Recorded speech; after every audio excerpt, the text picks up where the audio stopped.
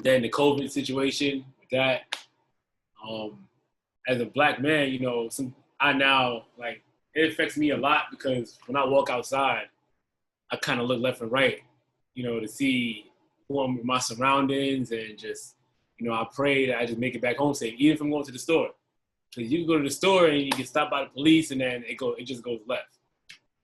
And when I try to bring awareness to my students, we always talk about this in class, but now I feel like it's hitting home.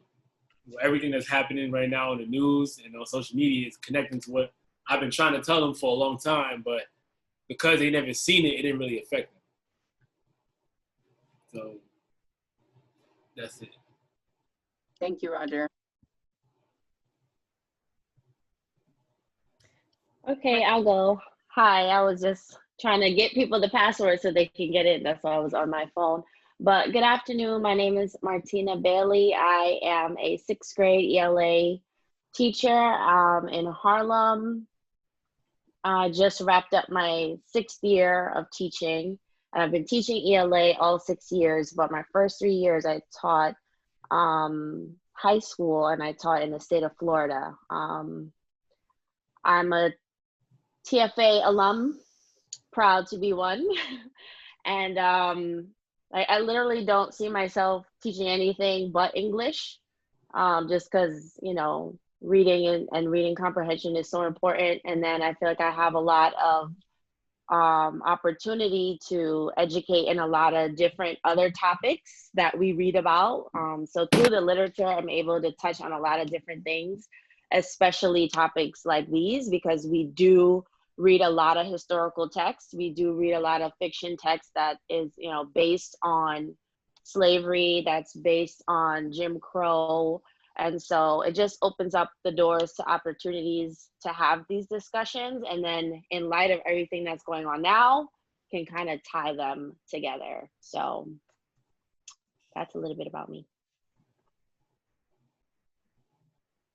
Hi guys, my name is Ikea McCoy and I am a high school math teacher. Sorry, I was trying to think about what I wanted to put, like first, the years that I've been teaching or like what I'm teaching. So I'm a high school math teacher. I've been teaching for 7 years. So this year coming up will be my 8th year, all in high school. I've taught pretty much everything across the board, all the way from what we call Algebra 1 here in Florida. So I guess for you guys in New York, that would be like your entry base level of math that a student would come into high school taking, all the way up to like the IB math and the ACE math, which are more calculus-based courses that all of the higher level students take. I would say with what's going on right now, I've always tried to incorporate as much as I possibly could in a math class. And I know a lot of people might think, oh, it's math, you know, like you can't really incorporate any kind of equity or anything like that other than the way you treat your students, which is not true. I tend to give my students like projects throughout the year. When they come into class on the first day, their groups are all either mathematicians or people who have contributed to math in some way, shape, or form. And the first question that the majority of them ask will always be, you know, oh, who's this? Who's Benjamin Banneker? Who's Katherine Johnson? Who's, you know, this and this? And they have like a monthly project that we kind of go through as like an all class project. So not anything super intense that they would have to do on their own, but it's just to kind of go through the history, because I feel like students need to know that it's not just, and I hope I don't offend anybody with this, but students need to know that it's not just like old white men who discovered math. Like it's everybody. Everybody had a contribution to this. So students need to know and students need to see the names of these people. But tying that into what's going on now, it's extremely important. And I cannot think of teachers who intend to go in the next school year and not think that they have to, you know, like really, really focus on this issue and incorporate it within their curriculum for sure. Thank you. Hi, I'm Kristen Hinkson. I've been teaching, I'm going into my 3rd year in September, teaching at a school in East Harlem. I'm pretty new to teaching. I feel like 3 years is like, you're still, you know, getting into the swing of things. But actually just finished my master's, and I wrote my thesis on culturally responsive pedagogy, and it's something that I'm really passionate about, making sure that we include culturally responsive material in our teaching and just around the classroom in general, images and everything. So I think it's very important that we expose our children to different cultures. And last but not least, Stacy. Hi, I'm Stacy. I am in my 4th year of teaching. I am a middle school and high school special education teacher. I've taught ICT, self-contained, severe disabilities, and I am grateful to be a part of this conversation just because I teach in the South Bronx, and so literally every single one of my students are a minority. They are part of a culture, some type of culture, whether it's Black, Hispanic, something, and they all identify heavily with what is going on in our society. And there are some who are very aware and bring up the fact that these things are happening in their educational system as well. So I'm very grateful to be a part of this conversation and have a platform for us as educators, parents, and anyone else who's on this line to speak on those things. So when I was first putting together this event and all the thoughts crossing my mind, I wanted to assess where everyone is at and having these conversations within their organizations, within their workplaces, within their homes. So Martina, to start us off, I would like you to answer, what is the current climate of these conversations in your school community? What does it look like? What does it sound like? Yeah, so I know we just wrapped up a little bit earlier than some of the other educators on here. So today's my first day of summer vacation, yay. But we were having conversations before we left, and we had a town hall just for this school. Unfortunately, we didn't get very far in that conversation just because our scholars, the chat was open. And they were just busy chatting and being inappropriate in the chat. And so we kind of had to end that, unfortunately. But within our grade teams on our other virtual classrooms, we were having those conversations with kids, and it mostly looked like giving them space to react. We were very hyper aware of a lot of the criticism that our network was receiving online. And we were also aware of the fact that not every parent wants their children to have these conversations at school. And so we just at first had it be a space where they could get some facts from us and then react in writing. And if they wanted to, they would share out verbally. And then this past week, we kind of continued it to where we had sessions where we just gave facts. And we tried to be objective and not really share our own opinions, but we also wanted to name the wrongdoing. And I think that that's really important when having these conversations at school. And I'm probably answering another question now when I say this, but we gave facts, we named the wrong, and then we just kind of listened. Just because, we didn't meet as an organization to say, this is how we're going to do this, and this is what you should do, what you shouldn't do. So we were just all just kind of just like, just treading lightly, but still, we all knew it had to happen. And, my daughter is in the elementary school, and I was able to kind of eavesdrop on her conversations with her teachers, and they had them every day during ELA. And I as a parent, was like very happy about that. And then there was a point where they weren't saying the facts and naming the wrong in the way that I needed them to, like as her teacher. So I said, okay, sit here. I'm about to address my class, but I need you to hear what I'm about to say. And so she got it a different way. I was like, I'm just gonna kill two birds. Just gonna give them the information, and you sit here. I need you to pay attention to what I'm about to say to them because I'm talking to you too. So, and then again, just opening the floor and giving them the space to just to react. And it was amazing what they said, and it also hurt. It also made me cry a lot of times, even just going back and reading some of the things that they posted, because they're not oblivious to what's going on. And so I was glad that we gave them that opportunity.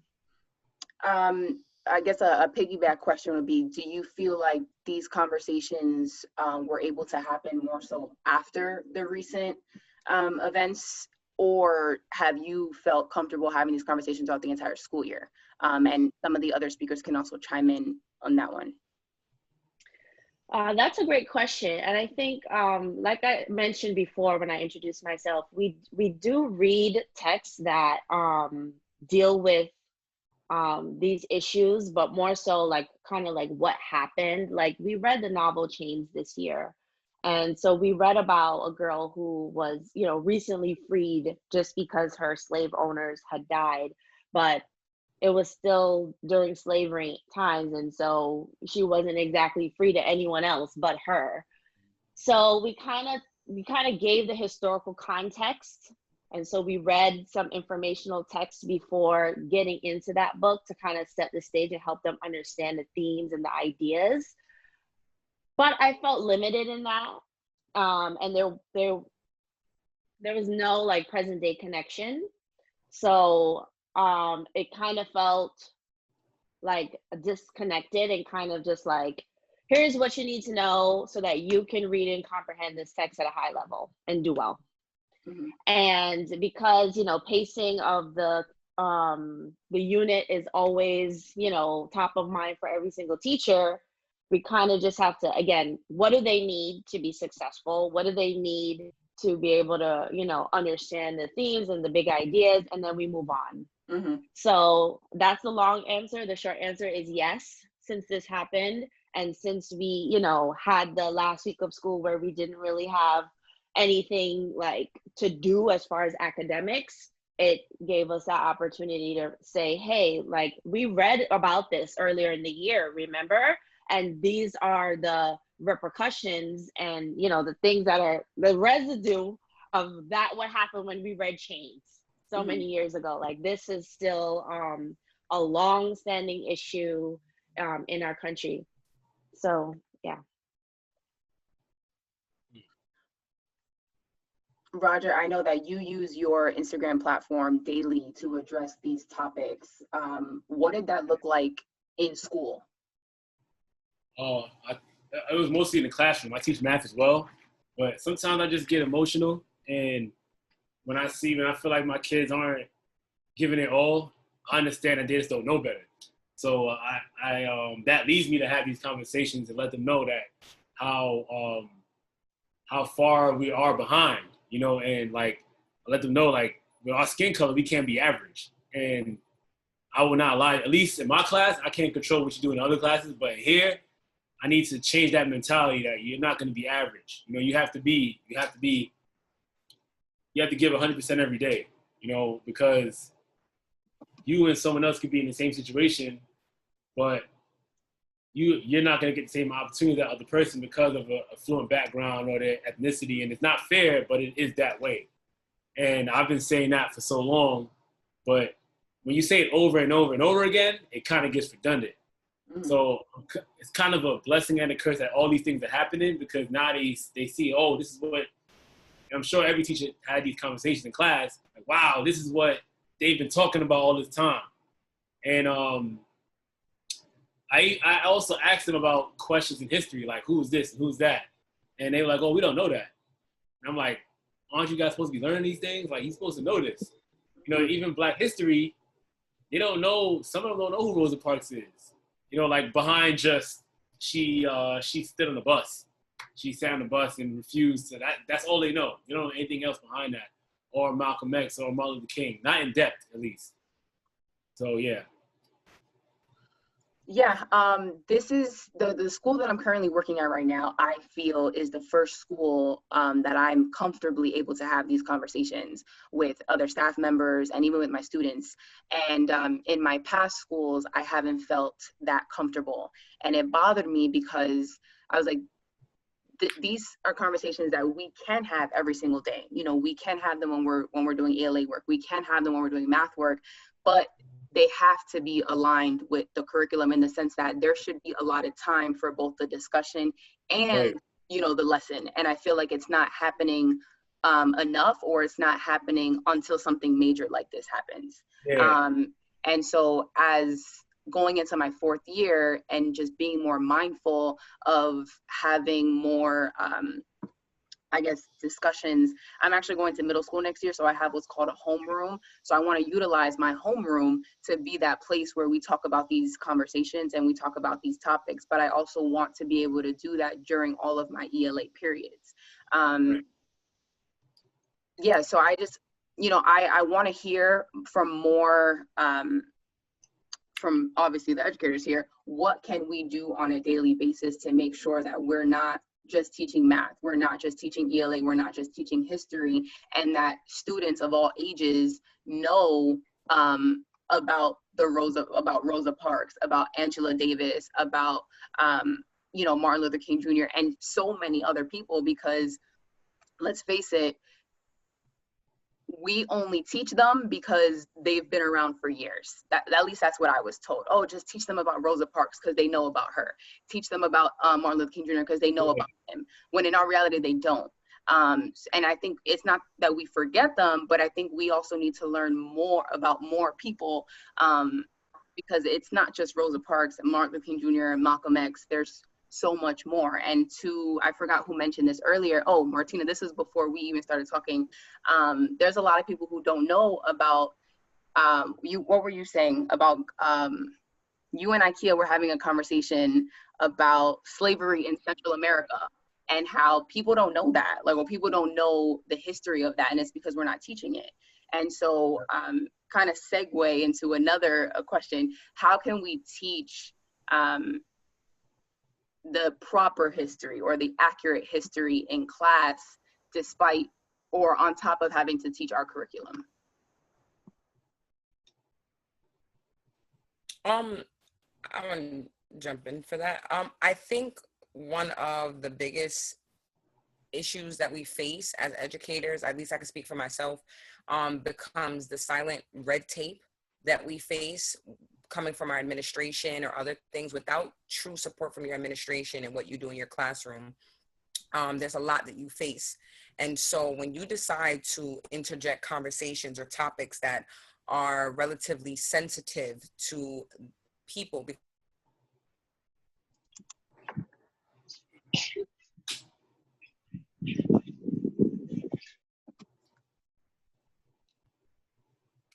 I think we lost her. I'm not sure. Stacy, you're frozen. Does anybody else want to hop into? to include, can you hear me? Yes, now I can. We got you back. Yep.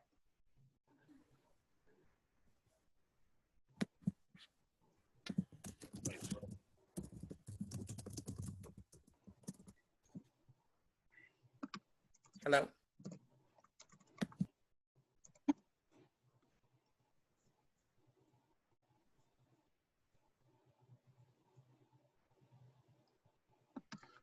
Okay, sorry. IKEA, Kristen, you guys are welcome to hop in. Roger, you can continue, or Martina. Stacy is going to rejoin. Oh, my admin supports 100% what I do with the kids. Oh, she's back, I think. She's back. Oh, yeah, my admin supports me. That's why I feel comfortable speaking about it in class and speaking about it on my social media. Mm-hmm. But one thing is, I've got a lot of backlash on my social media from a lot of people. You know, a lot, like it's gotten crazier this week, where people just don't understand. I feel like they just don't want to understand, honestly. And these are teachers as well, so I look at it as, if you feel offended by this post or it's sensitive, or they also told me I shouldn't be posting political stuff on my page. Teachers, oh, this is a teacher page, you should be posting political things.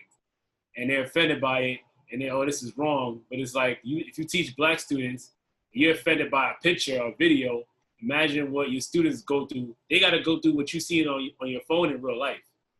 So if you just going home, if you just teaching and going home, then, you know, you're adding to the problem, honestly. You're not bringing awareness to it.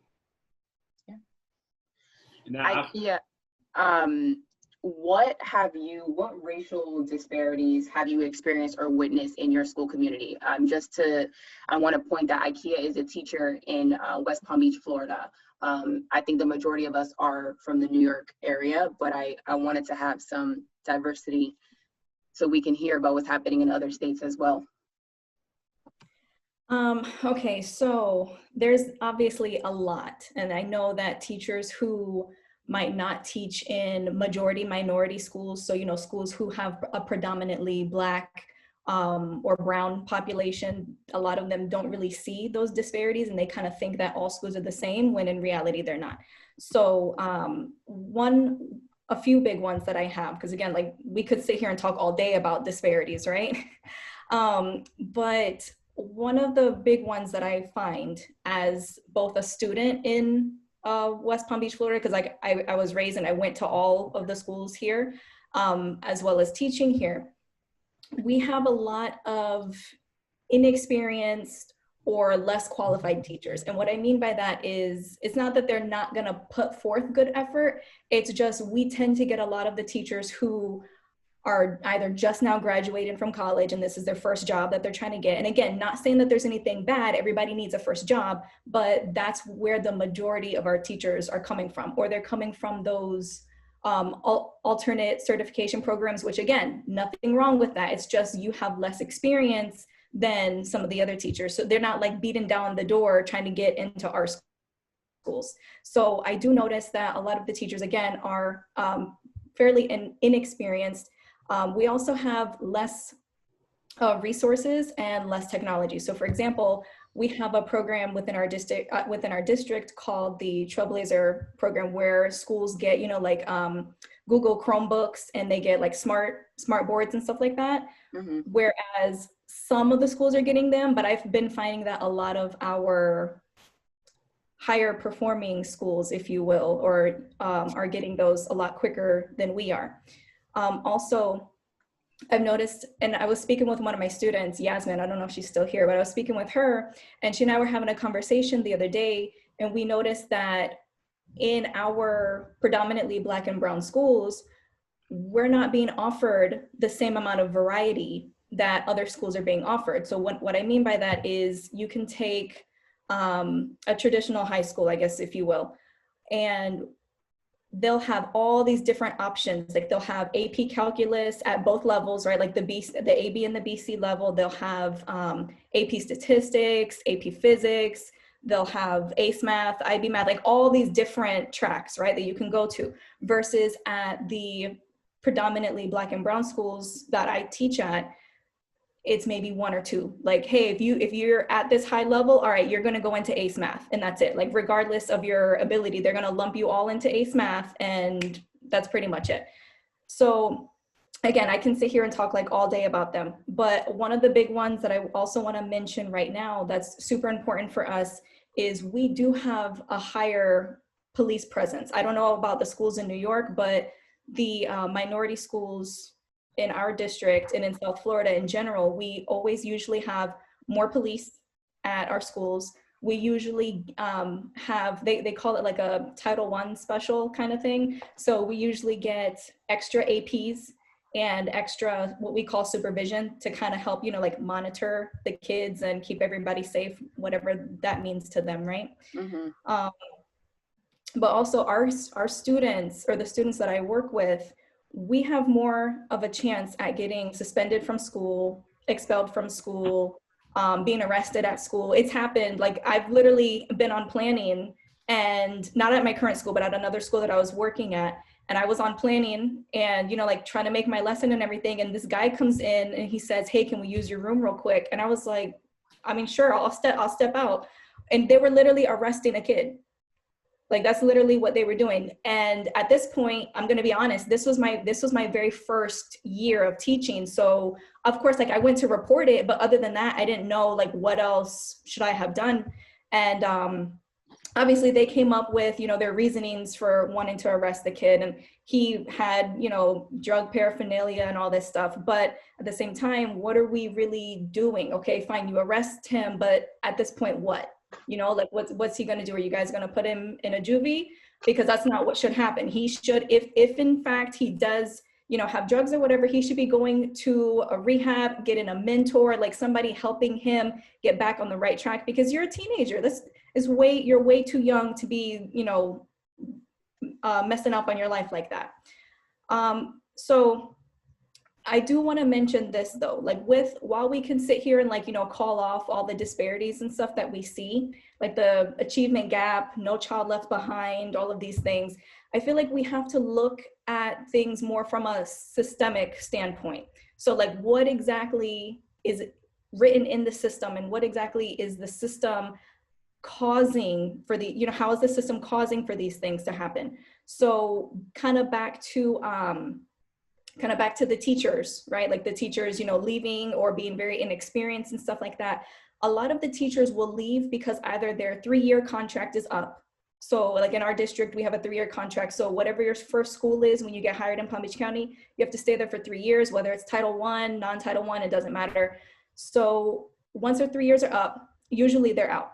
And I've always worked in Title I schools. So every single school that I've worked at, it's always had a very high, predominantly Black and brown population, but just because that's where I feel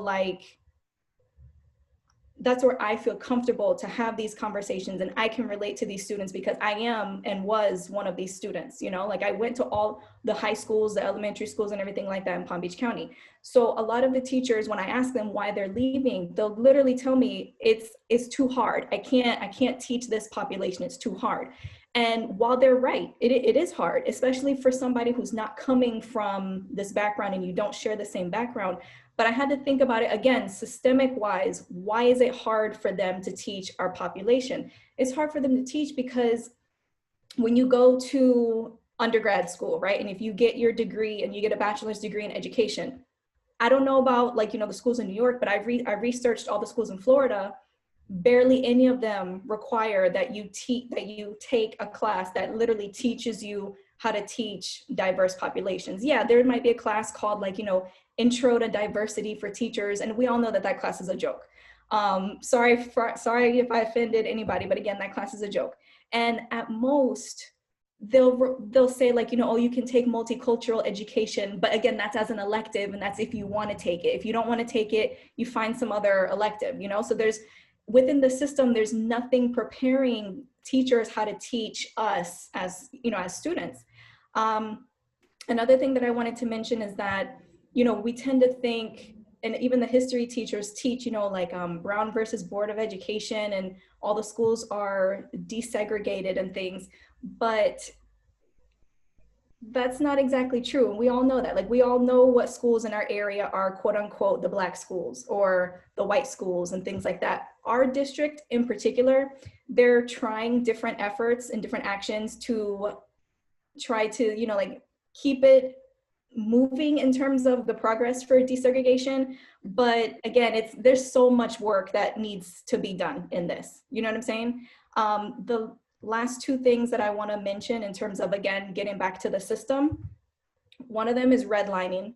That's a big one. So with the redlining, it plays a big role in how our schools are being funded. So for example, like for property taxes are a major way of how schools get funded in our district and in the state of Florida. So if you're redlining and you have these low socioeconomic areas that are funding a school, then of course it's going to be funded at a disproportionate rate than the areas who have, you know, the high property taxes, and it's quote unquote, you know, more the desirable area to live in an area. One last thing is Title I funding. So a lot of the backlash that I get when I try to present our case and why we're having such issues and why there's so much disparity, a lot of people will tell me, oh, well, you teach out of Title I schools, so you get Title I funding. You guys get extra money. And it's like, you guys don't realize that the Title I funding is supposed to try to like help us bridge the gap of the disparity in the funding that we're getting from property taxes and everything like that. When you guys are getting your A+ money, and do you guys have A+ money in New York? Like if your schools perform at a certain level and the schools get rated as an A school, then they get like special bonuses? I'm not in that school. I don't know about that school either. Okay. Yeah, because I was gonna say I've never taught at any of those schools, but I have, you know, like I've met people who do teach at those schools, and when they tell me that we get the Title I, I'm like, wait a minute, you guys don't, first of all, you don't need Title I funding, extra funding, and on top of which, you're getting A+ money. So here's how A+ money works.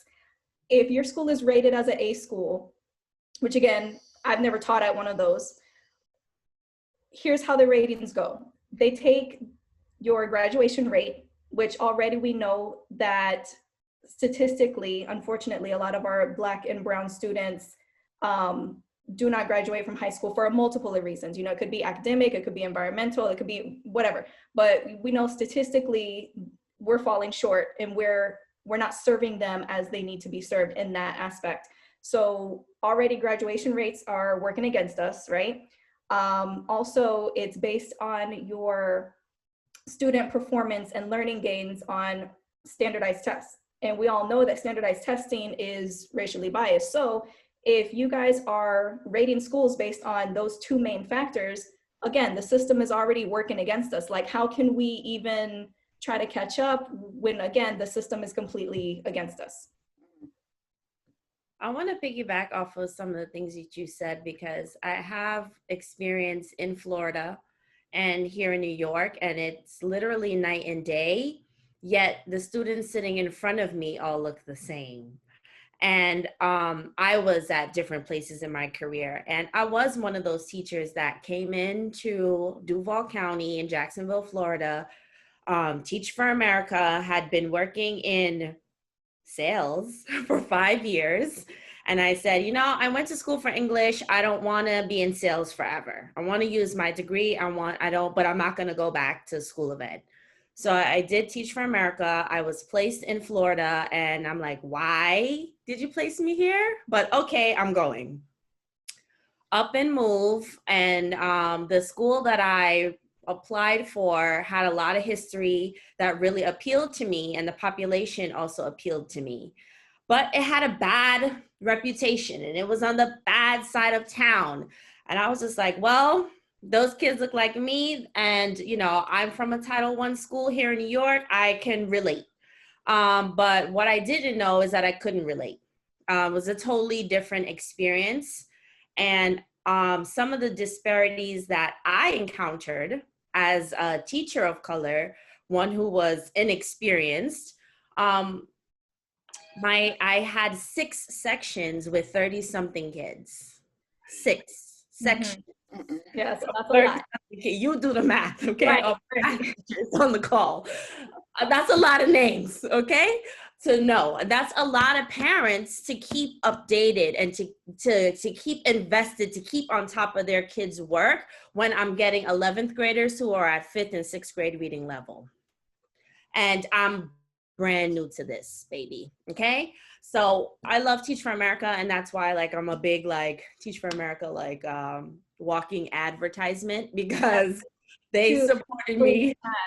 2 people in the, I said 2 people in the chat that I know are TFA. Okay, yeah. So if it wasn't for my, you know, mentor and for that organization preparing me, I would have been one of those teachers that left because I wanted to leave in October. But so there's that. And there's the disparity within the certification process, which was very frustrating and is one of the major reasons why I'm in New York back and not still in Florida, which I'm glad, you know, everything worked out. But I kept failing the exam. And it was frustrating because I'm like, you trust me to teach in front of kids for the past 2 years, but you're telling me that I'm not passing the exam? And the first time I took the math, it was the math that I kept failing. I was gonna say that's usually what's getting most people is the math. Yes, and it's not getting them. The math isn't getting them. The system is getting them. Right. And you can call me whatever conspiracy theorist if you want to, but every other person that I spoke to that was a person of color couldn't pass that. Come on. And we're teaching for how many years in front of kids? And the first time I took it, I had to wait 3 weeks for my letter that said that I failed. But then when you got my $200 again the second time, I ran out of time on the test. I got a printout in 5 minutes that said I passed.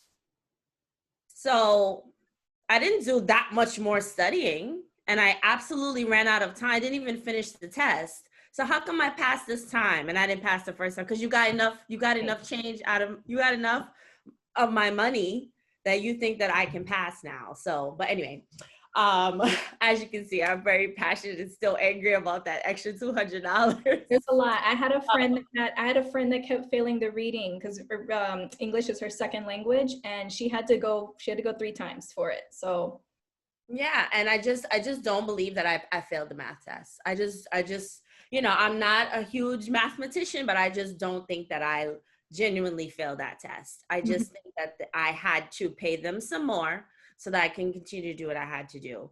And then on top of, you mentioned the teachers being unprepared. My second year teaching, after I struggled through, felt like I survived my first year, still felt like my kids half of my kids should not have been promoted.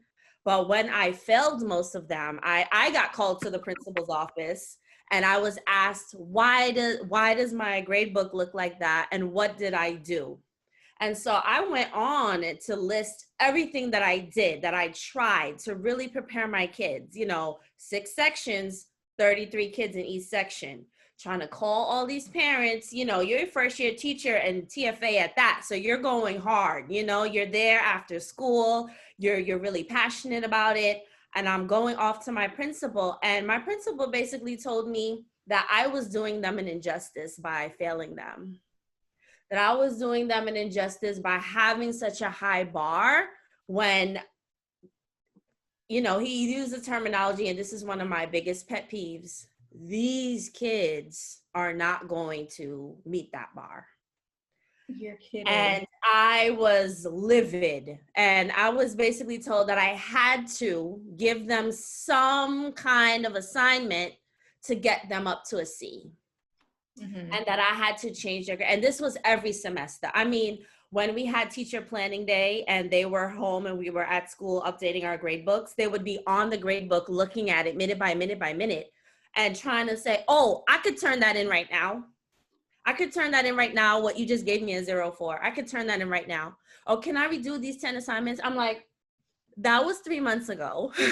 No. And I really tried to, give a hard no, but I couldn't. And I really tried to make a case and say, if we really want to see change in our community, we have to raise the bar. We have to raise the bar so we can prepare them for what's really out there. But I kept getting this response of, these kids, most of them aren't going to college. These kids, they're not gonna, we just got to get them out the door. And that hurt me. That hurt me a lot. And I didn't want to do it. And I felt like if I wanted to keep my job, if I, I just felt like I had no choice. But I couldn't do that. So I did a version of that. I still made it challenging for them. And I give them the bare minimum to pass, but it still didn't feel right. And then my second year, having gone through all of that, oh, you're going to teach the honors classes. Me? I was like, so where's the training? Where's the training for me to teach the honors classes? Because, what do you mean? We have honors classes? I think that a lot of the disparity is not just, it is what you mentioned with the redlining, the funding, but it's deeper than that. It has to even do with the teacher preparedness and just the teachers who really want to, which is everybody here right now, wanting to do the right thing, make the right change, dismantle the system, and our hands are tied a lot of the time. So I actually wanted to, that's like a great segue into, so before I got into my first school, you know, I already knew that I was going to be teaching, but when I started telling people, oh, this is where I'm going to be teaching, my first job was actually in West Harlem, and they were like, ooh, keep your expectations low. And I was like, what do you mean by that? So I wanted to ask Kristen, because I know you just finished your master's and you're entering your third year teaching. How was your preparation to be in the classroom? What do you feel, I guess, since you have the most recent education, what did it look like for you? And how do you feel ready to teach in your neighborhood? Well, I did Teachers Fellow, so I also did an alternative certification. And the summer, you know, the summer training they put you in, it doesn't train you for the real world when you step into that classroom. But my education, I got my master's through Brooklyn College.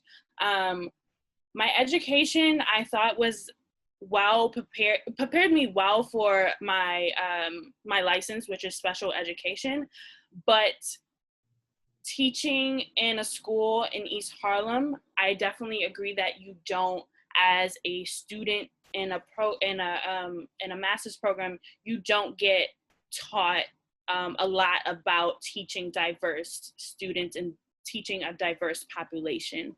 I think a lot of my experience comes from who I am as a person and how I was raised, and me being from Harlem. I've been born and raised in Harlem. So this is my community, and I know, you know, I know the community, and I think that helped me out a little bit teaching in East Harlem. But I definitely agree that schools don't prepare you for teaching diverse populations. They teach you for your license, right, which is very important, but also that other part of it in teaching, because we do teach in New York City, and this is a diverse population of students. Whether you teach downtown or uptown, you do get different students coming in. So I don't think they do much to prepare you for teaching a diverse population of students. So now, how do we, you know, as unprepared educators to teach a diverse population of kids, then teach students to have an understanding of what it means to be diverse? How do we teach things like equity, inclusion, if teachers are not prepared to teach those things? I think it starts from the top down. Definitely there needs to be more training. There needs to be more discussion among teachers first, admins, and just DOE in general. There needs to be more discussion about this so that we can better prepare ourselves to teach it to our students. How can I teach something that I don't know anything about? Like, I will never, ever teach math because I don't know how to teach math, you know? I'm not good at math. So I think it starts from the top down, and there needs to be more conversations about this. There needs to be more discussion. There needs to be more training. And so that we are more prepared to teach our students about this thing. And then we ourselves need to do our own education, teach ourselves. There's plenty of resources out there. So I think making sure that we're well educated on our own to help our students. I've been a little bit choppy this whole meeting, so hopefully everybody can hear me finally. I definitely agree with the administration, coming from the administration down. As a special education teacher, I've noticed that a lot of the kids who are having initial meetings to get diagnosed with disabilities are a lot more of our Black and brown students. And what's happening is a lot of times I'm being told to analyze a student because they're aggressive or because they're this or that, when a lot of times sitting down and having a conversation, you find out that a student's more misunderstood. The person handling them, the person speaking to them doesn't understand them, doesn't, a lot of educators that don't look like them feel that they're bringing themselves down to their level rather than they are having a conversation with a child. And administration does a very good job of feeling like their hands are always tied. they're always constantly reverting back to their boss and their boss's boss. And so I feel that educators, and this is just the truth, we essentially don't quote unquote have a lot of power when it comes to administration, but that's only when we stand alone. The reality is that educators are required. They need us. You know, we do have a contract. I was a union rep in New York City DOE, so I am aware that we have contracts and rules and regulations we have to go by. However, we are the majority. The educators, we are the people who they need regardless of the situation. And so a lot of times things that I've done in my school is I get my whole grade band together. And when the whole grade band is agreeing in something, administration doesn't fight as much. I've also done things like invite counselors into the room, have conversation with the counselors about what I want to speak about. And I let them sometimes introduce the sensitive topic, and then I go off of them and I use whatever the red tape is that they give me in my favor.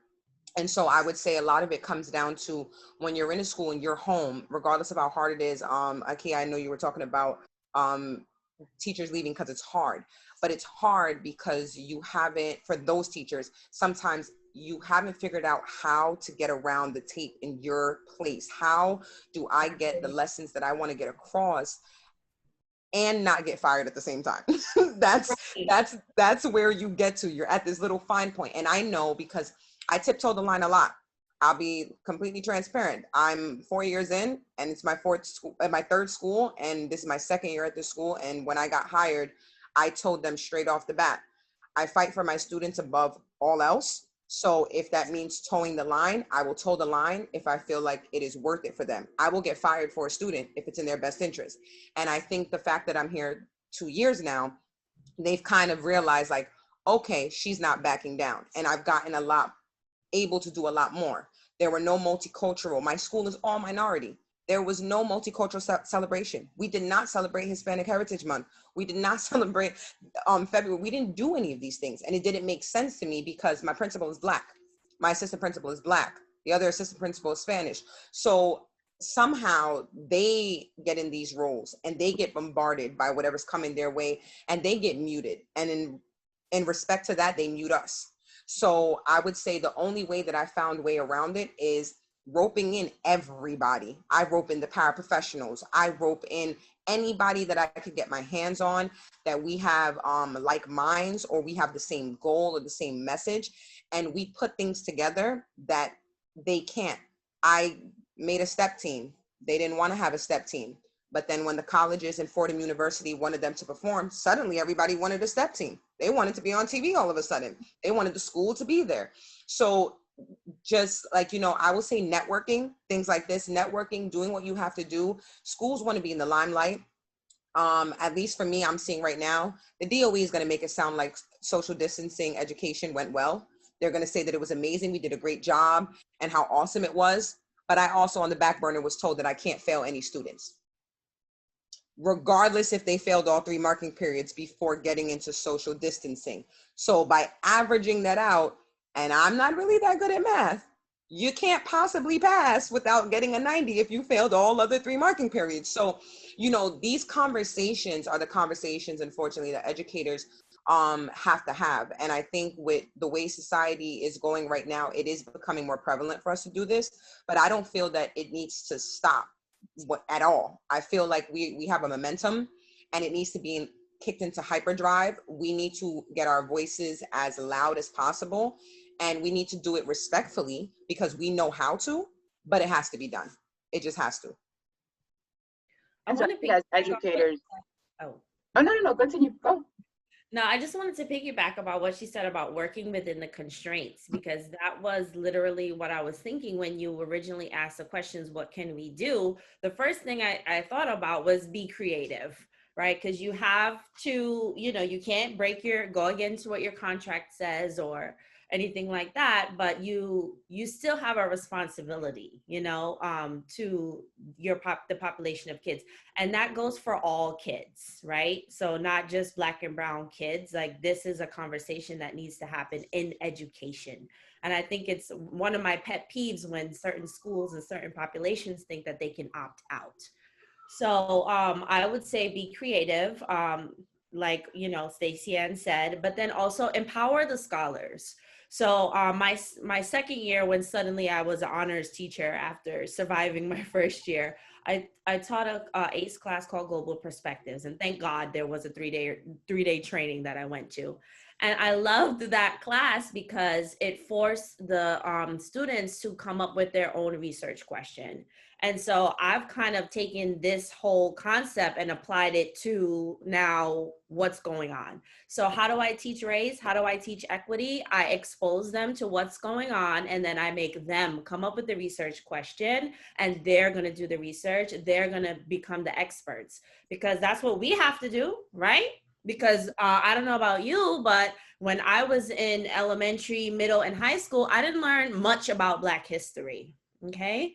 And I know now a lot more has been taken out of the textbooks, or there's not even a textbook, or they're not even talking about it. We don't do anything in Black History Month in my school either. So how do I teach it to them? I make them go out and find the information. And then I'm still gonna now tie that to some other standard, right? I'm gonna tie that to critical thinking and analysis of a text. I'm gonna have them bring me the sources, and I'm gonna teach them how to evaluate those sources for their reliability.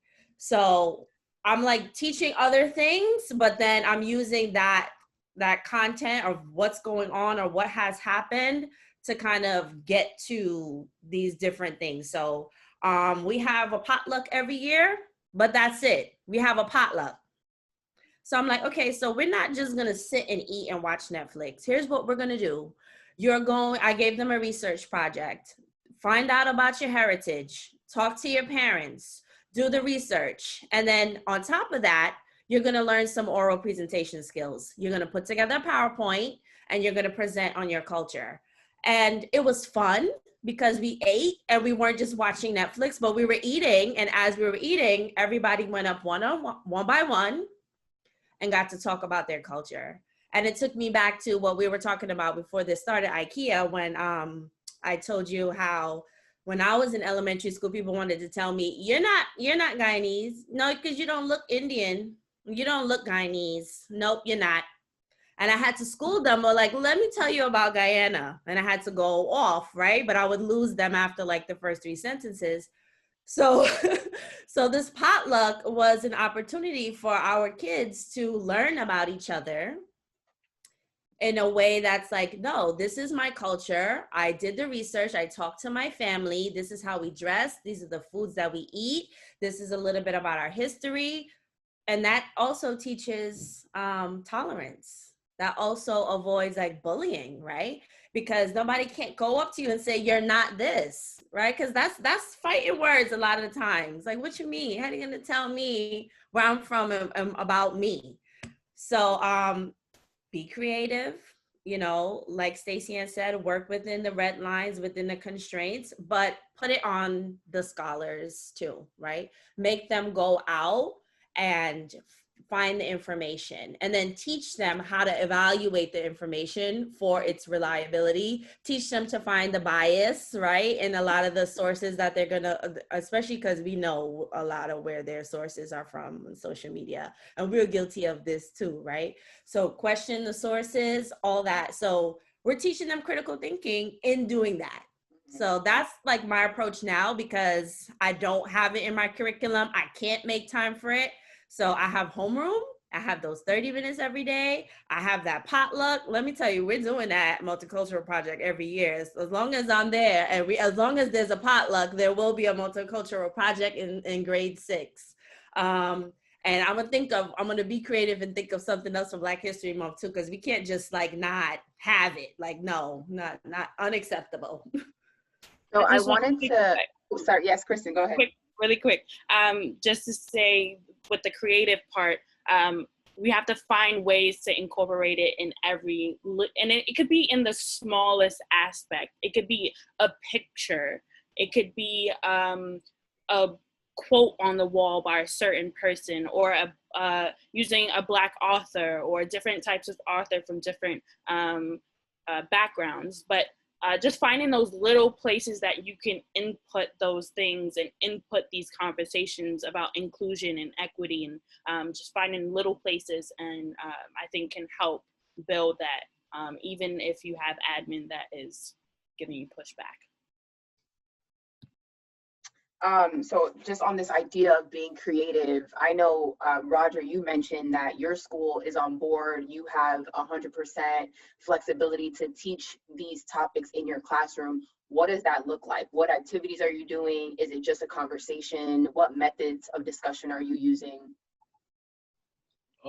I go in different avenues where I touch on financial literacy, because ownership and financial literacy is a key to end all of this, all of the lack of equity that we have. So I teach them. I have the real estate mogul Grant Cardone. I play some videos about that, and then him showing them what passive income is, having the different types of forms of passive income, and interviews like Vlad TV, where he interviews like everyone from, you know, rappers, real estate moguls, entrepreneurs, people that kingpin, people that have been incarcerated, and show them all walks of life. And I also invite people to come to our school to talk to us. So I had this producer, Mastermind Productions. He worked with the baby. He was on tour with the baby like a month before he came to talk to them. He came to the school. He showed them like how tour life was. You know, a lot of our kids like to rap. So that was touching to them. A kid actually, he raps now. His name is, he's in high school. He actually gave him a few rappers emails to work with and gave him studio time, and like that changed his whole life, you know, because he was like so invested in coming to school. I do, what else? I have friends that, you know, are working in the music industry, or they're nurses, or I have a friend that's a scientist. So if they can't make it to school, they would record a video of them speaking, and then I'll show it to my kids. So I kind of like, I want them to hear the same thing from different mouths. Because if it's just coming from me all the time, it just gets redundant, and then they just tune out. Yeah.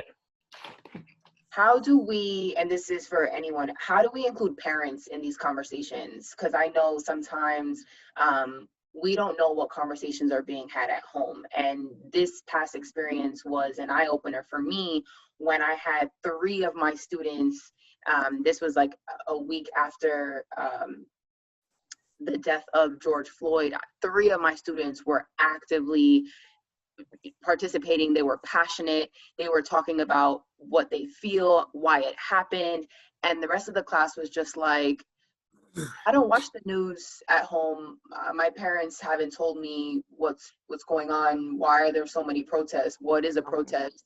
And I was taken aback. I had no idea. And I was texting my co-teacher like, what do we do? Do we have this conversation not knowing what the parent's perspective is? Do we have a parent meeting? So that's what we did. We had a parent meeting first, actually, before we continue that conversation. We let it be, we let the kids finish however they you know, whatever their thoughts and feelings were. Then we had a parent forum, and we were like, so we want to hear from you. What conversations are you having at home? What are you comfortable with us sharing? Because this is what we're going to talk about. And so the following meeting, half my class showed up, and they were like, still, oh, my parents told me a little bit about it. But yeah, they were like, oh yeah, he died, police killed him. Yeah, that's about it. And again, I teach at a predominantly minority school. So then my frustration was with my parents. Like, why is it that only 3 of my students as Black and brown children are aware of what's going on and why it's happening? And so my question to you is, how do we have this conversation with parents and families? What does that look like? I want to, I think that when it comes to parents, I found being in 3 different schools, if your parent community is not active, period. And I pay attention to that from parent night, from the first open night, whatever that first night is that the school has in September, October. If your parent community is not active, that is the first foundation that is a problem. The more active parents are, that they are coming in or they're having conversations at all about their students' education or what's going on in the school, and those are the parents that typically are more involved all around. I also find that the schools that have had more activities whether it's celebrating. I taught at Truman High School, and we had 3 shows during the school year, and the house was packed. And all of the different cultural projects and shows and things that went on during the school year, parents were so involved and so engaged in coming to these things and being a part of them, that conversations like this, I'm sure, roll off the tongue because they are involved in everything, including the Google Classrooms and stuff. Now being in a school where we don't have any of those things, parents are only contacted for the, hey, your child has been absent for 5 days. Hey, your child did not do my assignment and is failing. Hey, this, that. And again, we have 30, 40, 50, however many students, 3 sections, however, and we're expected to contact them or do these things. I think that teachers and parent coordinators are the most separated in the building, and that is the worst thing that can happen in the world. That particular person is there, and I found that my parent coordinator coordinates on behalf of admin. It's never in conjunction with the teachers. It's never in conjunction with what is going on in the classrooms, but more so about what they need the parents to convey. And the harsh reality is that we have to get parents involved. I hope this doesn't offend anybody, but there are educators who are lazy. This is not something that is going to come out of the curriculum. This is not going to be something that you can do the way you lesson plan, because it takes work to build something that isn't there. This isn't in our curriculum. These conversations are not happening at home. And this is going to require sometimes, hey, we're having a movie night, invite a parent, and then conversations happening. It's going to require a little bit of finagling and working in the system. It's not something that's just going to arrive. So for me, I would say starting from day one, finding those celebrations, the things that you do, and inviting parents in and getting kids excited. Every time my kids were excited to step, every time they were excited to dance, every time they were excited to slam poetry, I do Freestyle Fridays. They tell their parents, and then their parents become interested because they are engaged. So if kids are engaged enough to go home and invite their parents to things, parents will respond. But in these schools, in the Title I schools, in the non-funded schools, we don't have anything for parents to come to. And that's a problem. I would say don't assume that your parents know as much as you know. And I don't mean that in a way like to sound like offensive or like they're not intelligent human beings, because they are, but they're busy. They're working, and sometimes they have multiple kids, right? And sometimes they're not stopping to even think to educate themselves enough to then educate their kids about anything. And that, again, that is not me being shady. I'm saying that as a parent myself. I know that next year is sex ed, and I'm like, I gotta do that first before they do that with her. But that's because I know it's coming, but a lot of our parents are not thinking about, I have to sit down and have this conversation with my kids. My parents didn't sit down and have those type of conversations with me. Like I said, I had to just go to school and hear the comments and then be on the defensive. So I would say reach out to your families and educate them in a respectful way. I know by this point, I feel like everyone has seen the Black Lives Matter card. I had the link in my bio just up until I replaced it with this one, with all the petitions and with all the ways that you can get involved and things like that. That's some information that you can say, here's a resource, parents, in like a mass email, right? So that if you don't have time, or like Stacey Ann said, you don't want to take the time to do extra stuff, that you can send them this information and say, I recommend you looking through it first. And then maybe there's a way that you and your child can sign some of these petitions together, or write some of these letters together, or whatever the case may be. So I would say don't assume that all your parents are as woke as you are, because they're busy and they're juggling. And then just respectfully share some information with them. And then also let them know about the conversations you're having with their kids, because, right, like that's going to save a lot of people being angry later on. since we are like virtual now, I recorded the conversations I had with kids, and I plan to, like, after this, send an email with that card. Like, here are the sources, right? And here's what I told your kids. So summer vacation now, like, good luck, do your thing now. But like, just don't assume that they know or they even know where to get the resources. Cause I've been told many times for other things, you're the teacher, right? So be the teacher even with your parents, but then also like I would say just, be respectful. Don't assume they know, don't assume they don't know. Just come from a place of like, I found this and I think it might be helpful for you and your family, and just pass it on. Mhm. I have two things I want to say. One is a question. This goes back to Stacey Ann's response. You guys have parent coordinators? I do. I don't know if everybody, I don't know. Can you explain to me, like, a brief rundown what exactly a parent coordinator is? Because we don't have that here. So a parent coordinator is someone who is supposed to essentially serve as a median between the school and parents. They hold parent meetings. They're very heavily involved with the Parent Teacher Association, the PTA, and things like that. So it varies in school how administration utilizes the position and the person. So in one school I've been in, this person has been someone a teacher can call and say, hey, I'm having trouble getting into contact with a parent. Do you have an alternate number? Can you reach out? Can you do this? In another school, like I said, or in my school, this parent coordinator is the person that administration has sent blast emails out or messages out. So again, it is supposed to be a middle ground. Okay. But I feel every administration uses the position however they feel the building or themselves sees fit.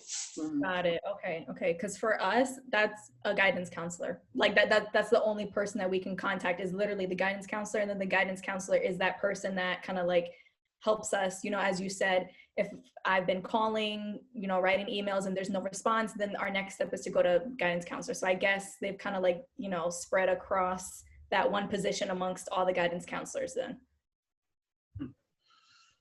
So switching gears, sorry, did you want to say, you said you had two things to say, okay, I'm sorry.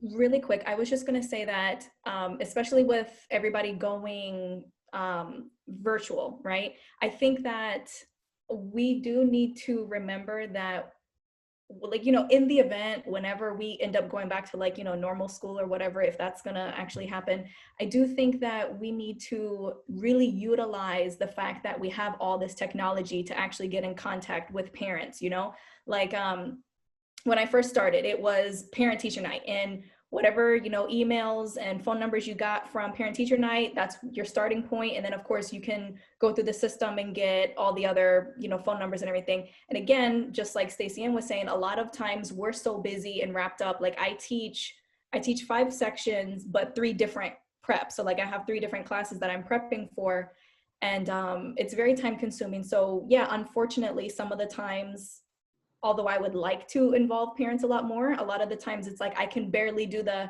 hey, your kid is on the verge of not passing the class, I need your help, what can we do? And then like Martina said, sometimes I'll also get like well, you're the teacher, so you figure it out, which is fine. Like I don't take offense to that, but again, I just want to kind of bring our technology to the forefront, and that we really need to think about our own ways to reach these parents, because like what might work for me and my population is not going to work for somebody else. So there's not like this like end all be all map that we can use to get parents involved. I just think that we all have to kind of work hard, as somebody, I forgot who mentioned this, but like it's hard. Like you've got to make sure that you are willing to do the work. Definitely. Thank you for that. Switching gears a little bit, 2 things that I feel, and we're getting close to end. I know some of you might be thinking when is this finishing? We are wrapping up soon. How do we teach an anti-racist or an ally-like mindset what does that look like for our white children? What does that look like for our Black and brown children?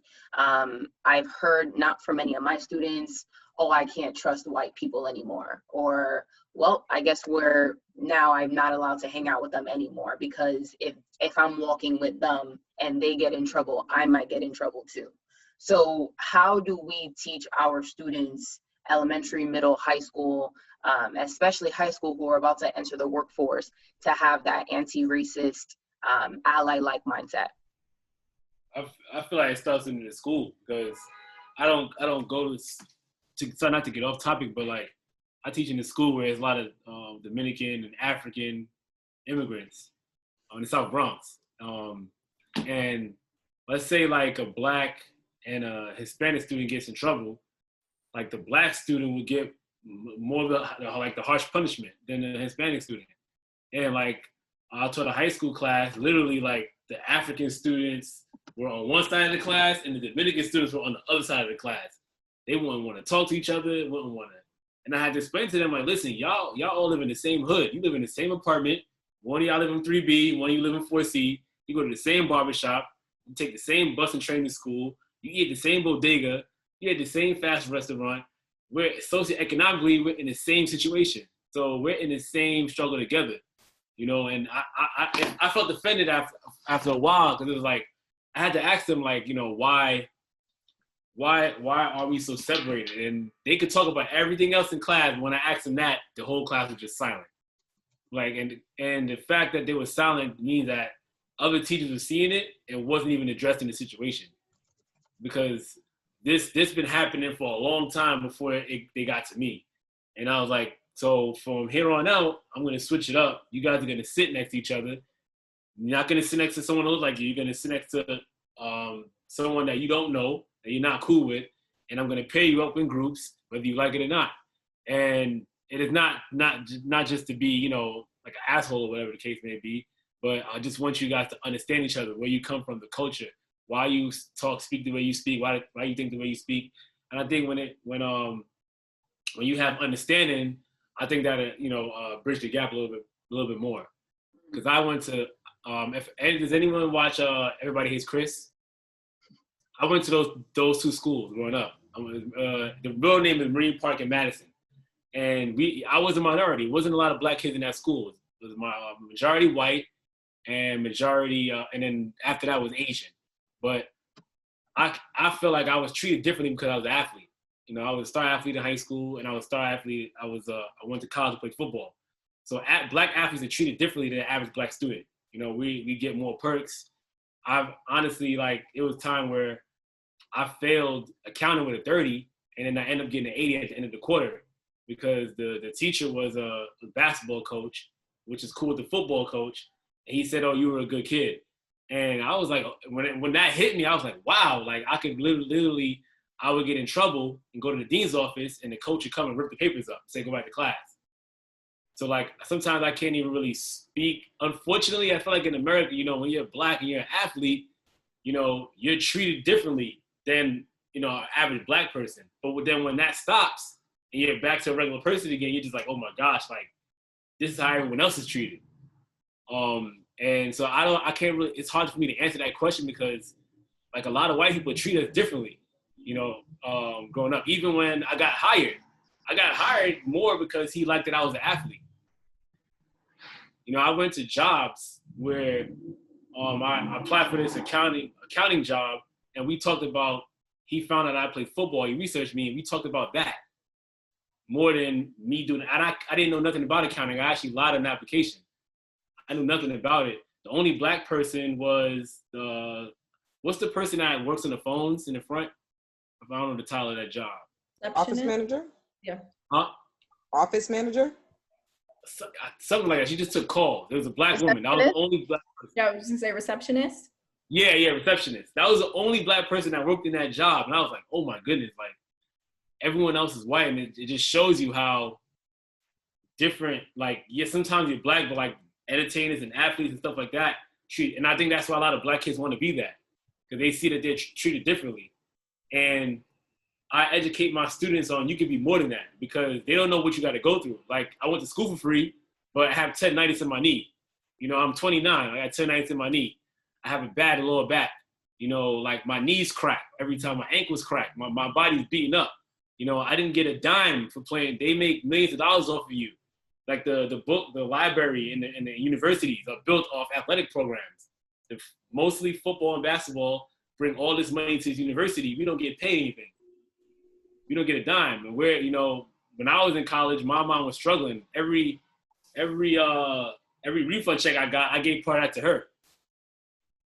You know, like I had roommates that had kids at 19 and 20. They would take care of their kids. My roommate would take care of his kid in the dorm.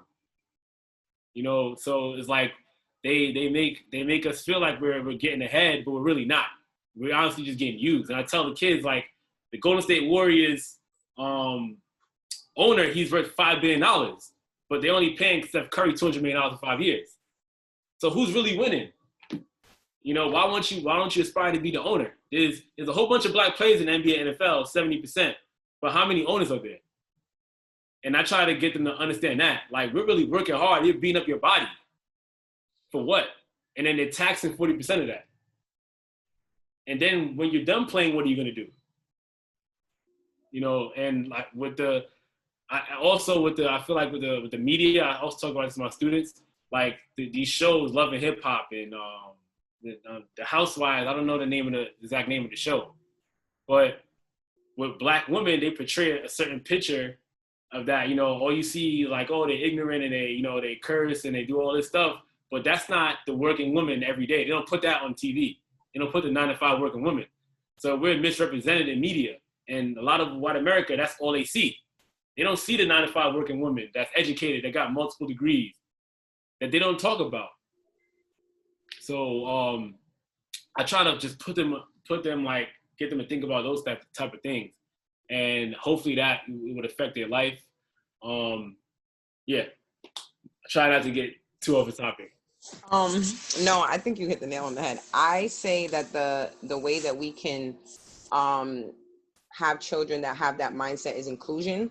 I think I teach middle and high school, so I feel like a lot of times adults don't give these ages enough credit for what they can understand and the information they could take in.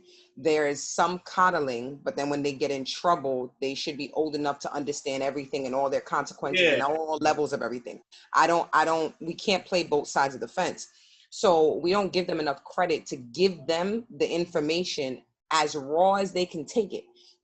And that's another issue that we have. And so I think inclusion into even some of the scenarios that we have and we've been through as the educators in their lives are important. You know, like I've heard a black male teacher say, oh, I got followed in the store, and then a student go, oh, me too.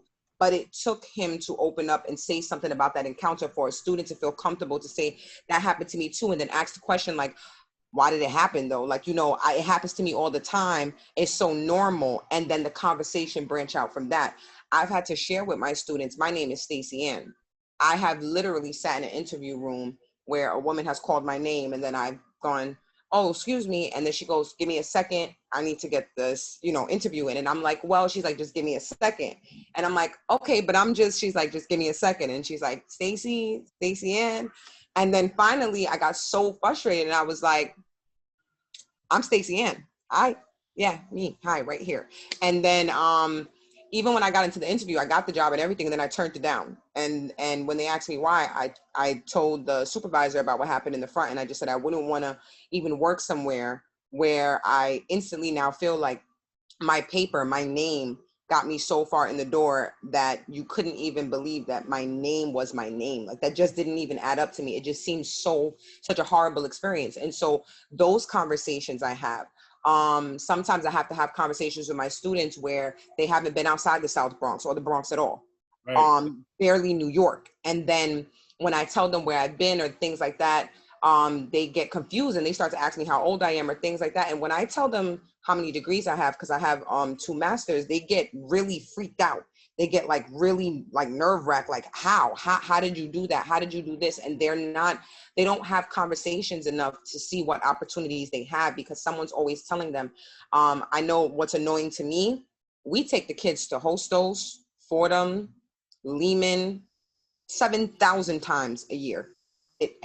it makes me so irate because there are so many other schools. And I'm not even going to lie either. If I hear one more adult tell a child about community college before they tell them about a university or even a trade school, when you hear a boy say that he's into cars and you don't even foster that intention and that drive that he has because you're so focused on a 4-year university that you don't take into consideration his passion, then we're doing something wrong.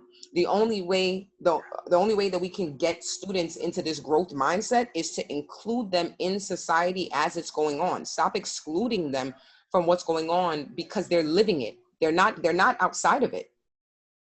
I would like to piggyback on that. With a lot of Black and brown kids want to be athletes, I have to help understand, like, your talent doesn't mean anything. Do you understand you have to take the SAT to be academically eligible to receive an athletic scholarship? You know, if in some of these kids they're happy with a 65, that is not going to get you in a 4-year university. That's not even going to get you. That probably not even get you into some junior colleges, to be honest with you.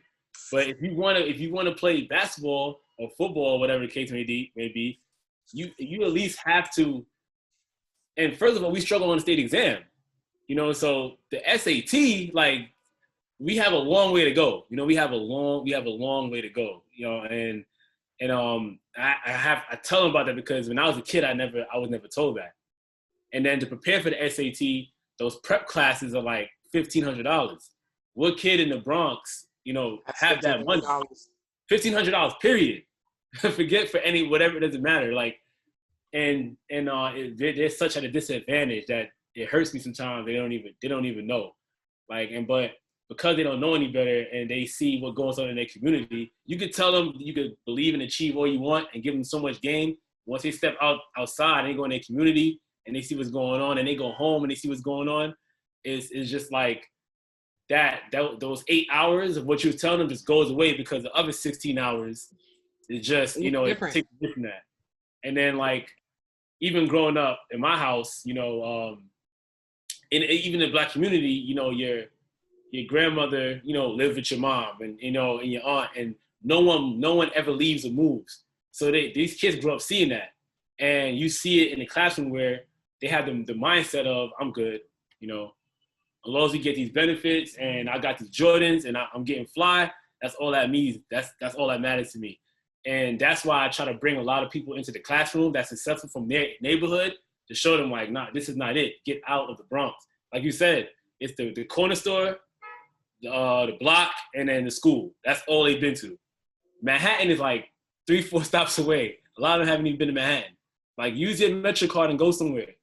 Even when the 8th graders apply for high school, I try to push them, go to Harlem, go to Lower East Side, go to 14th Street, go eat a dollar pizza and be in a different environment. The environment is killing them. The people that they're around. But I also believe when we're talking about the Black Lives Matter movement, I feel like a lot of teachers need to come back to the hood and to these schools. Imagine if all of the dope Latina and Black teachers came back to these schools and Title I schools and flooded them. The mindsets would be different. Like everyone that has a mindset like us, if we came back to these schools, to the kids that really need help, imagine the conversation they'll have about public school now. Because public school gets like a bad name because we're comparing it to charter school, and that's another conversation. But, you know, I feel like we're talking about it now, and Black Lives this, Black Lives that. You know, put your money where your mouth is and come back to these schools that people have been running away from.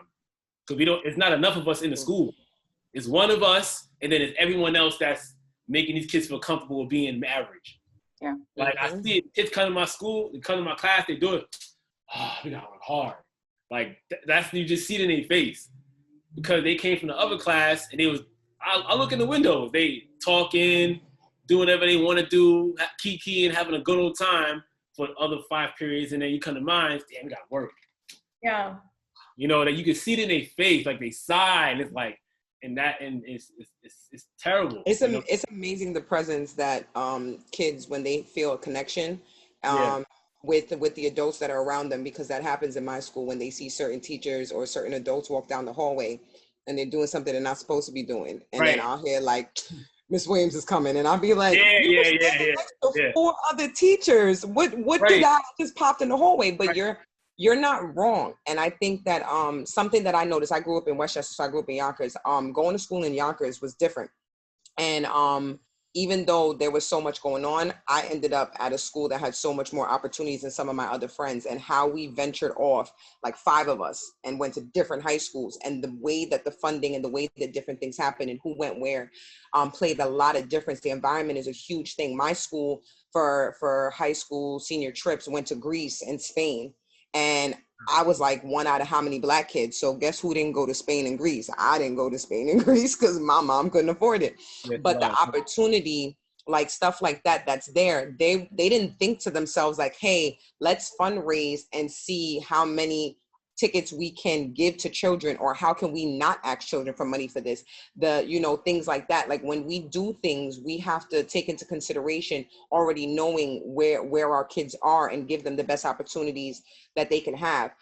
We don't teach home ec anymore. We don't teach finances. I have no problem with math, but I'm going to be so honest. Half of these kids that get a chance to leave and make it out of here and get into the real world and try at life are at a failure before they step their foot out the door, because one of the first things they do and learn about, and they have no idea what to do about, is credit, is a credit card. We don't explain these things to them, and they get sucked into a whole different systematic situation on that side. And then they're boggled down with so many other thoughts. They couldn't be a kid when they were a kid. Now they don't even know how to be an adult properly because nobody taught them. And it is a cycle that has to be broken.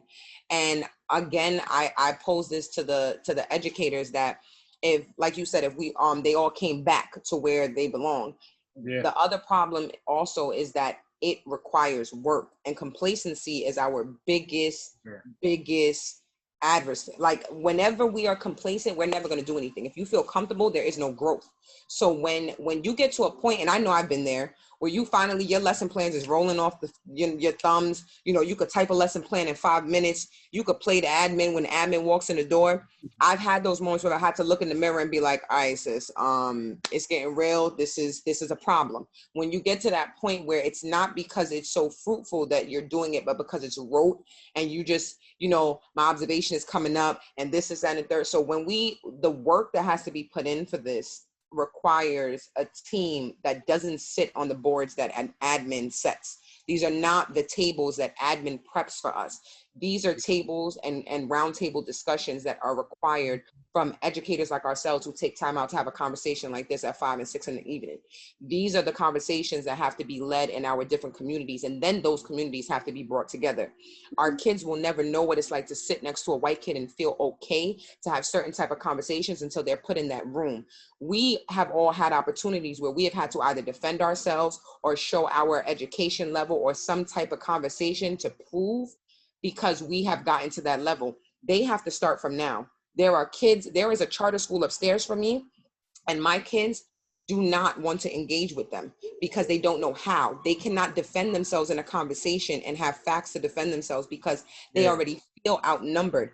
The schools themselves are in the same building, walk separate staircases, do not interact with each other. The adults are even pushed to not interact with each other. But if we had a debate club, and they debated in the building, if they were pushed, healthy competition is real. And if they were pushed enough to even just interact, have lunch, sit down, have clubs that actually they would have the opportunities to do that. They would learn how to be a part of society in a blended society. But we don't do that. We don't get enough of that. But again, like I said, it can't be in the hands of administration. Administration's hands are so tied. They are flying a plane while trying to fix it at the same time. And they don't have time to give educators what they need. We have to take it for ourselves. It's just a fact. I want to speak to that charter school experience because I teach in a charter school. And I used to teach in and it's a public charter school, and there's a lottery. And one thing that I think we need to remember when we're having these conversations in our schools, and just, like we're doing now, coming from different schools and different places, I think we have to remember that these are not just conversations that need to happen in the low performing schools in the Black and Brown community.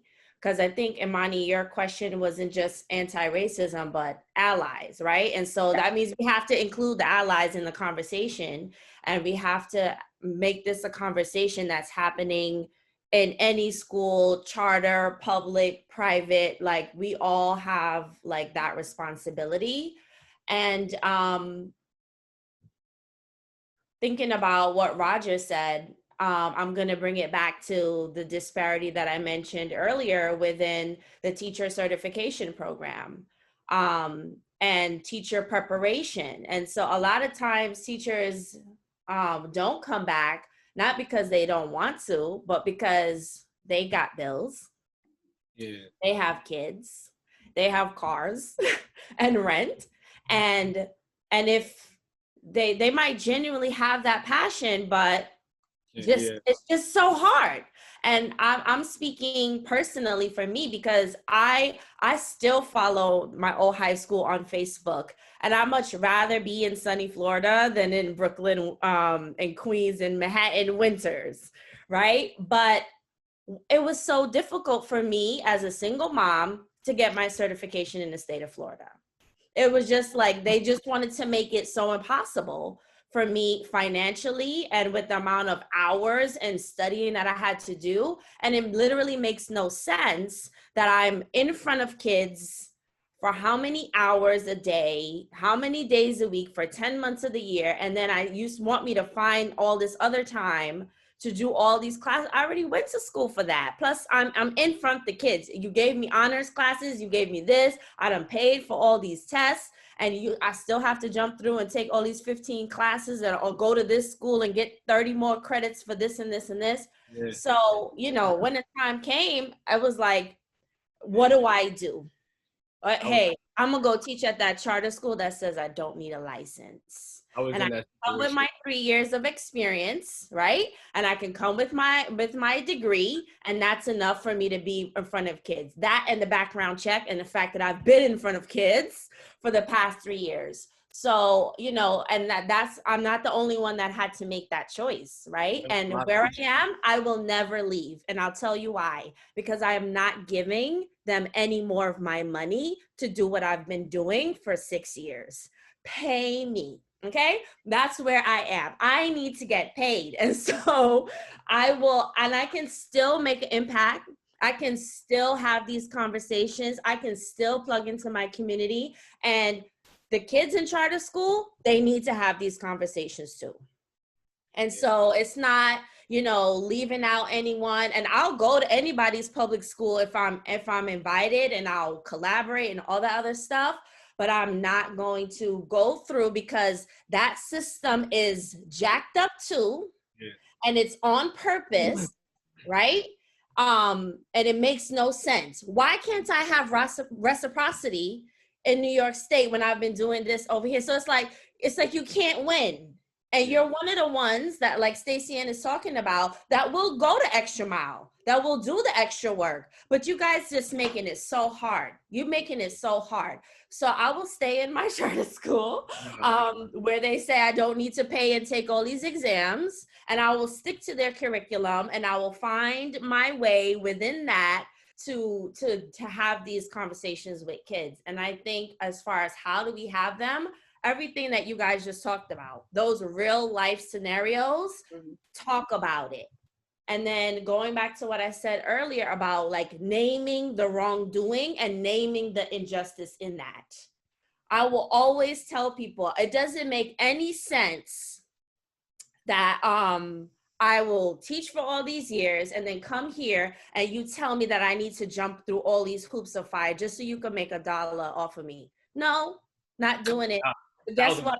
I'm gonna teach these kids, right? Oh, I hate that phrase. Anyway, but have the conversations and then name the wrongdoing, name the injustice, and they're gonna ask why. They'll always ask why, and they get upset. And when they ask why, that's when, again, I go and I give them the baton and I empower them, find out why, and come back and tell me.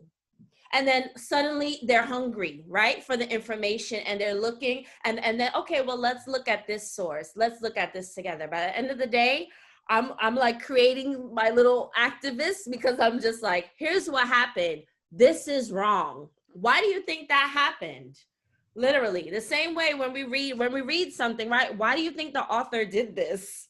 What is trying to be conveyed here? I literally use the same language that I use when I'm talking about literature. Like, what's going on here? Why do you think this is? And it really just empowers them to find that information. And then boom, you have little change agents walking around. I think I spent over $2,000 on certification. Oh Lord, no. I failed the 7 to 12 6 times. And then midway through grad school, they told me, you don't have enough prerequisite credits to do math. So you can still take the 7 to 12. And then on top of that, you have to take these CLEP exams. And that's like $100 each. Or the other option is do a multi-subject. Middle school generals 5 to 9, where that's math, English, and science. So that's 3 exams in one. And then I was already at the time a couple $100 in. So then you had to take the EAS, the ALST, and the CST. Oh, you mean the tests that aren't even required anymore? Oh, okay. Yeah, because ALST already did that twice. So I didn't give them money back for that. And then I ended up passing the middle school generalist. So I took the math 3 times. I passed on the 3rd time. I passed English on the 3rd time. And I passed the science on the 1st time. Then the TPA, it got voided the 1st time. That's $300. The 2nd time, I paid someone another $300 to review it and revise it because she used to grade it, plus another $300 to submit it. So I was like, I'm at $2,000. And the only reason I passed the math and the English because I started working with white people. Because I'm like, they're passing on the 1st time. They not studying. What am I doing wrong? Yeah, what am I doing wrong? My Black and Hispanic friends, we failed it together. We study in law night and day. And then they're telling me, we go to these workshops where they already give you the questions and the answer to the test. Mm-hmm. So I'm like, okay, I got like 10 answers for the English exam, but I only passed about 3 points. So I'm like, something's wrong here. Something's really wrong. How did I fail by 3 points when I didn't have those 10 questions, and I'm only passing by 3 points, and I had the 10 questions, and I finished 30 minutes early. So I feel like and then I talked to someone the other day, I don't think I can say their name or where they teach, but she's in another state. She failed her exam. Her father told her, you know what you gotta do? She was like study hard. He's like, no, change your race.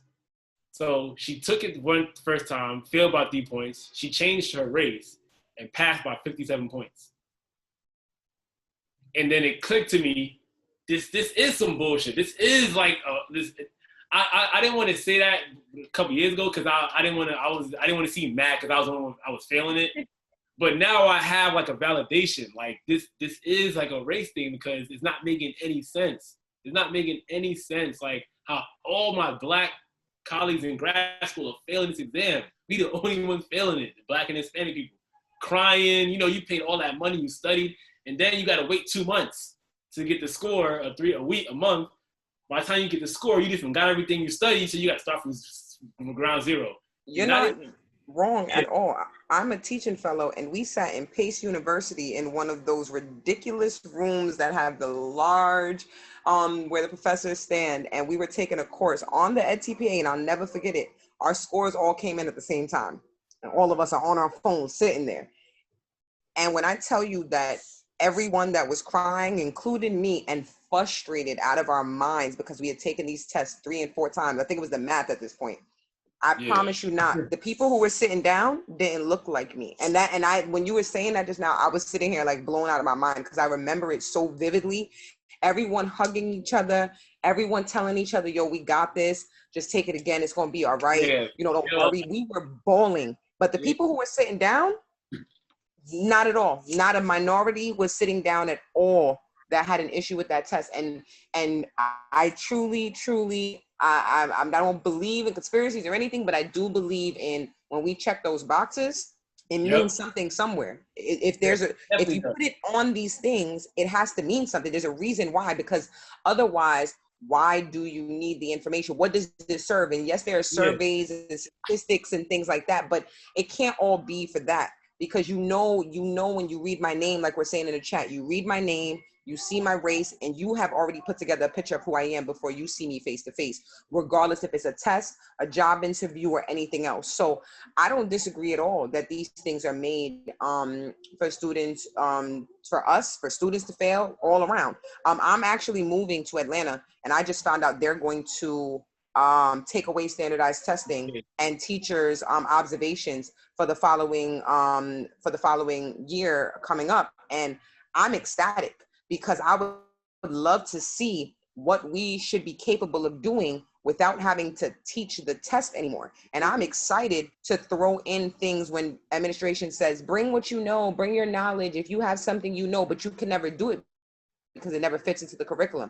So I'm super excited to see what can I do this year, my first year being in this school, because I don't have to worry about teaching you guys a standardized test anymore. Your grades and everything that you know, you should be so much more willing to step out and be part of society than you should be willing to take a test and figure out how to highlight something right now. The world does not work that way. And I say it all the time, like I will never forget getting a $3,000 credit card and not knowing what to do with it at 18, and nobody having said to me that a credit score is your lifeline for your life. These are valid skills. I remember getting but I went to a high-end high school where I got the electronic baby that terrified me, and all of the, well, besides my mama and God, but it terrified me into those things. But at my other friend's school, they didn't have that. They didn't have the electronic baby crying in their ear. They just had somebody telling them, oh, don't get pregnant, and no reasons, no sex ed. Their curriculum was different. So there are these disparities and everything, but exposure. I can't stress it enough. Exposure. The students, our scholars, have to be exposed. The more that they are exposed, the more knowledgeable they are. The more they get out of their own communities, the more knowledgeable that they will become. We took our girls empowerment movement, our GEMS group, to a bank downtown, and they brought all executives in that were brown and Black that had positions in the bank, and they let them shadow them for the day, and they got to go to their offices and see what they do. And there was not, and I'm not saying that it's not okay, but there was not one white person that they brought to that room. And it was so powerful because on the train ride home, I had so many young girls going, she used to live down the block from where I live. There's nothing more powerful than connection, because once they feel empowered and they feel connected, then they're more empowered when they're in a room where they're not connected. And so we have to build those connections for them and let them see what is out there, and they will be more comfortable when they're talking to somebody that doesn't look like them. So that's just it. I know Imani tried to I know we had to go like so many times, Imani. I'm trying to hide over here. It's okay. I mean, obviously we can see that this conversation, one, it can go on for hours, and we can dissect many different aspects of systemic racism in education, from assessments to lesson plans to, modes of transportation, what's available to students to get to and from school. I will be having more of these. I want to thank IKEA, Martina, Roger, Stacy, and Kristen for being brave and joining me, as this was my first, event hosting something like this. Thank you to everyone who came. I would like for those speakers to drop your Instagrams and or emails in the chat, so that way if questions went unanswered or you want to follow up, you have the opportunity to do so. I'll also drop my information as well, so you can follow us in the future. I recorded this session, so I will be posting it. Enjoy your weekend. Happy Juneteenth.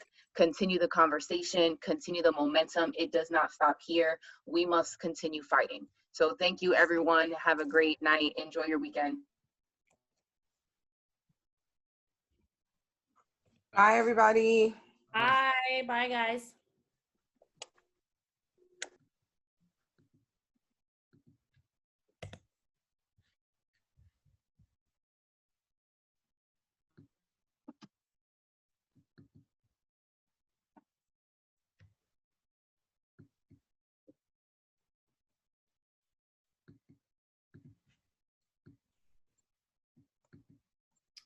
Okay, got it. All right.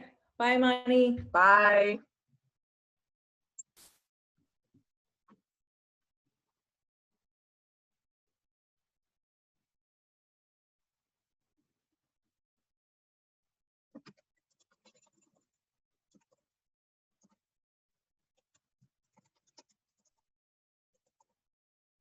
Imani, I'm so proud of you. Thank you, Herbie. I'm so proud of you. Lord Jesus, Imani growing up. I'm just leaving it open so that people can grab the Instagram names or the email addresses. But I'm truly thankful for those of you coming. I know there were parents, educators, you know, people who work in all different professions that joined tonight. Hermie, thank you. I know you're super busy and you're a mom, but thank you for taking the time out. Look, it definitely, more conversations like this definitely do need to be had, so people really do understand how deep this is rooted, because it's not just a quick, you know, oh, you're white, you're black, you're Spanish. No, it's very, very deep rooted. So I think more people need to have these conversations, especially coming from teachers, because teachers are literally on the front line with our kids every single day.